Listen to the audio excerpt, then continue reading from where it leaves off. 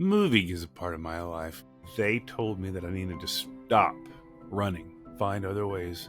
And that dramatically, it affected me. They discovered that I had a lot. I had two compression fractures in my spine. I had lesions in my hip, my sternum, my ribs, my skull, which would explain a lot of the headaches. And my scapulas, and so it had kind of eaten me. So my name is Kenny Capps. I was diagnosed with multiple myeloma at the end of 2014, beginning of 2015. At the time, and when I still sort of do, I was training for, I sort of regularly train for different adventures. As I get older, they mean a lot more just to me, but and maybe they always did. But was training probably, I don't know, maybe 35 to 45 miles a week as far as running. But I was struggling. I had been struggling for a few months in 2014. I noticed that it felt like, I don't know, like fatigue and ache that wouldn't go away, like a flu that just wouldn't go away. I went to my doctor. It was September, October, to my doctor, and they took blood, and they came back and said, well, it's not the flu, but we'd like to take some more blood samples to maybe see if we can figure out what's going on because you're anemic, which is surprising. And so they told me to take some iron pills, and they'd get back to me about the rest of the stuff. So a few weeks later, they said, well, we've got some other theories. And I was also having really bad headaches at the time, so I went through the process of seeing an eye doctor who's checking things out to see if there's anything there, no tumors. And then on Christmas Eve of that year, they said, well, we think we've nailed it. We need you to go see an oncologist. And so I went in January, so it wasn't a dramatic emergency, I guess, because they hadn't actually done a scan, a PET scan to sort of check the bones and so forth. Well, and when they did, they discovered that I had a lot. I had two compression fractures in my spine. I had lesions in my hip, my sternum, my ribs, my skull, which would explain a lot of the headaches, and my scapulas. And so it had kind of eaten me up. And that's pretty common in multiple myeloma with full-blown multiple myeloma diagnosis. And so they pretty quickly put me in a plan for a stem cell transplant that year. For some reason, that didn't impact me nearly as much as in hindsight as it possibly should have. What really, when it hit me that things were changing and life was changing, was when my oncologist down at Emory, I did that at Winship Cancer Center in Atlanta. When they told me that they were concerned largely about that lesion in the hip, they were worried about the amount of miles and what I was doing, and it's, if I were to break that I might have a lot bigger issues. And so they told me that I needed to stop running, find other ways. And that dramatically, it affected me. I mean, it seems sort of silly, but it did. It affected me because it had gotten to be so much of what I did. It's what I do. It was my routine. And it affected me. And I know a lot of people say, well, just change your routine. Like, yeah, sure, I know. And maybe with a little bit, a few more years of wisdom or something, I could have walked through that. But at that moment, it just hit me, and yeah, I definitely went through some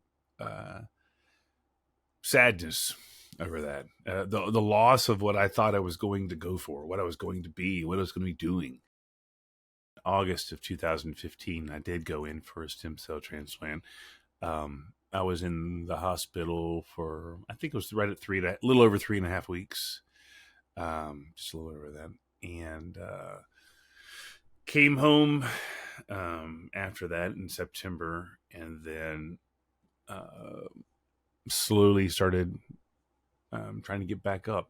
and trying to do things different, and then trying to ease back into moving more.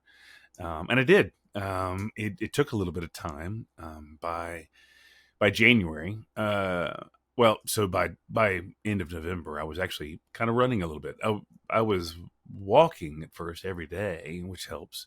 And I started running, and then by the end of January, I ran a race. I ran a little 10K, and so by the end of 2016, I had run, I think 16 races by the end of that year, and it was just, the longest one at the end of that year was an 18-mile point to point race, a trail race that I ran, and I think a couple of half marathons, but nothing insane or anything like that. But the fact that I'd done it, and it was really in hindsight, and honestly, that was the beginning of what I really felt like was my advocacy opportunity.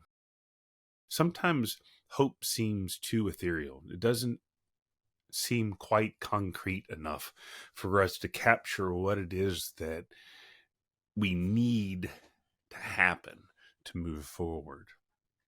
It feels a lot different when you're trying to accomplish a major undertaking, when you know that the outcome is certain through, let's say, hard work. If we know that if I do this, it's going to happen, it feels a lot different than if I sit back and wait. Something good's just going to happen. That feels different. And it feels like, well, for one thing, it feels like we're less in control. And to me, that's not hopeful, or at least it's not helpful. Maybe that's a better way of saying it. I don't want to wait on somebody to maybe solve my problems when they don't even know right now how they might do it. And maybe sometimes that's actually how it really is, but it doesn't feel good. And it doesn't give me confidence in going forward. It doesn't give me confidence in the future of my healthcare or somebody I care about. I'm a strong believer in treating the individual treats the community, and vice versa. I guess my why is because I feel like I can be part of a solution. And if I'm not there, I can't. So if I don't show up, I can't do that. And then that means that negatively impacts the whole. It negatively impacts individuals that I otherwise could affect and touch. So I show up. Well, recently I just met with Dr. Landgren, and we discussed novel bispecific treatments for relapsed or refractory multiple myeloma.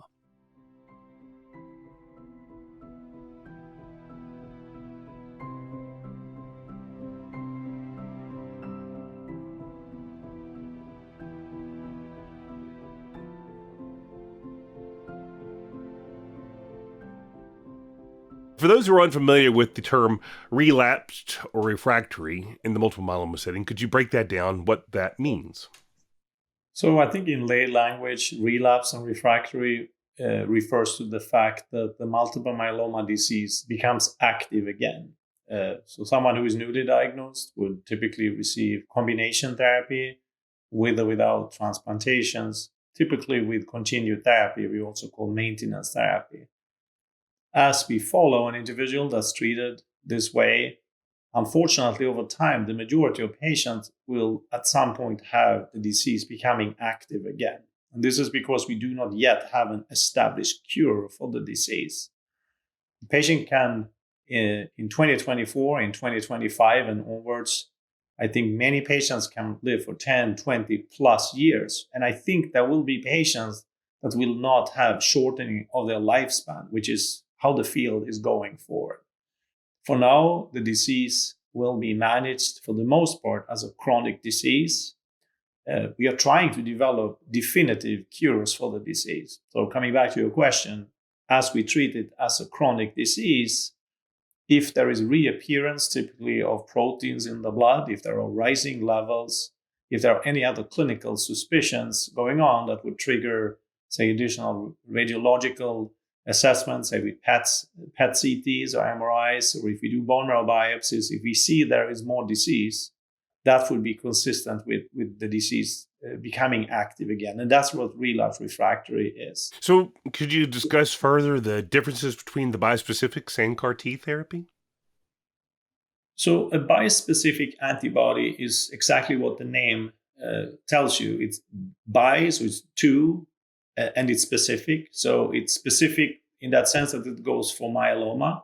And the other specific is that it is linked towards immune cells, T cells. So the way these antibodies are engineered is that they have two heads. One head binds to a protein on the surface of the myeloma cells, and the other head binds on a surface marker on the T cell. On the T cell, CD3 is the marker. For the myeloma cells, there are currently two approved antibodies that have two different targets. There's BCMA, and there is one that has GPRC5D as the targets. So there are in total 3 bispecific antibodies approved for multiple myeloma. So all of these antibodies, they bind to CD3, which brings the T cells to the antibody. So they hold on to a T cell. And then when they grab the myeloma cell with the other marker, that means that the myeloma cell is now sitting neighbor with the T cell. And the T cell will then do the job of killing the myeloma cell. That's how the bispecific antibodies work.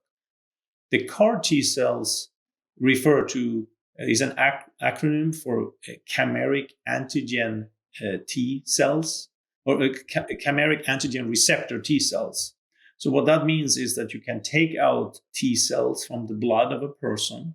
They circulate in the blood. They are not stem cells. They're not the type of cells you would collect for a transplant. These are just circulating immune T cells. And you take them out, and then you can send them to an approved facility that follows all the guidelines and the regulations the FDA has set up.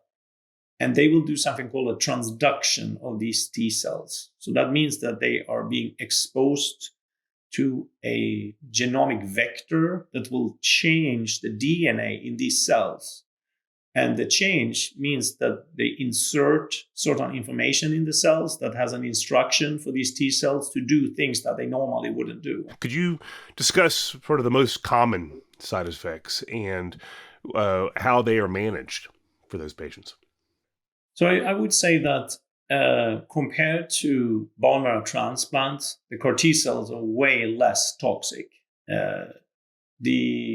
The patient experience with a CAR T cell, I would say, is just that, this was much easier. I've seen patients that were transplanted years ago that got CAR T cells, and they said this was really not even comparable. I have had patients, my oldest patient right now just turned 87 years old, got CAR T cell when he was 86 years old. We would not transplant an 86-year-old, but CAR T cells you could give.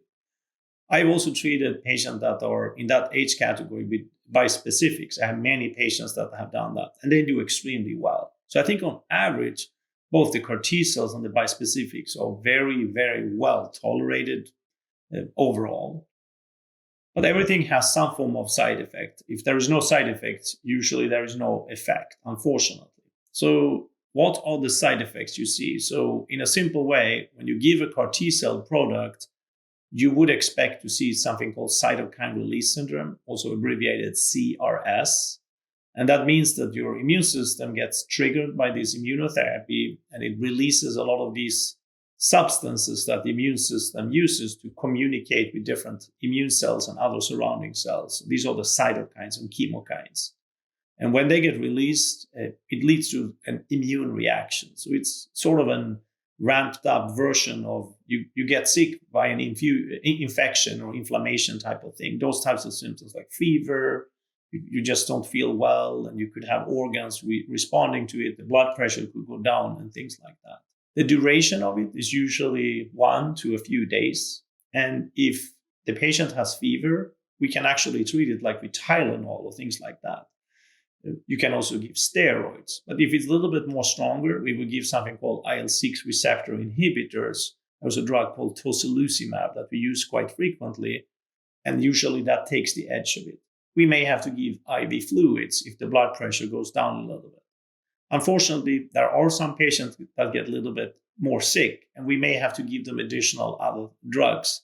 But for the most part, it is something that is very, very manageable, and the majority of patients don't have a severe side effects, as I started off saying. When this has leveled off for a CAR T-cell product, usually the patient would leave the hospital if the patient was admitted. Many institutions, including ours in Miami, we now can do this outpatient. So we can actually have the patient coming, we can give the CAR T-cells, we can have the patient being in proximity to our institution, and if the patient were to develop these symptoms, we would treat it along the lines of what I said. We may have to admit the patient after a week for 1 or 2 or 3 nights, and then we can discharge the patient again. And that's the whole experience for the patient, which is pretty amazing, actually. We would do labs, say, once a week for a few weeks to make sure that all the counts are stable. And then we would do, say, once a month. And then eventually we would do every 3 months. We would keep the patient on prophylactic medications for antivirals and antibiotics. And we usually would give infusions with IVIG, which I think is a huge step forward. This really sets the stage, I think, for thinking about doing this outpatient. If you can pre-medicate and avoid 9 in 10 patients from having any symptoms, and if you have symptoms that you could have that patient guided on the phone, having to maybe come in, and you may have to monitor, or you have to do something, some intervention maybe overnight, that's a huge improvement. So we're here to pick up the pieces, and that's why we're here. We're here to sort of keep people going, and focus our energy on those things, on living life, as opposed to just living.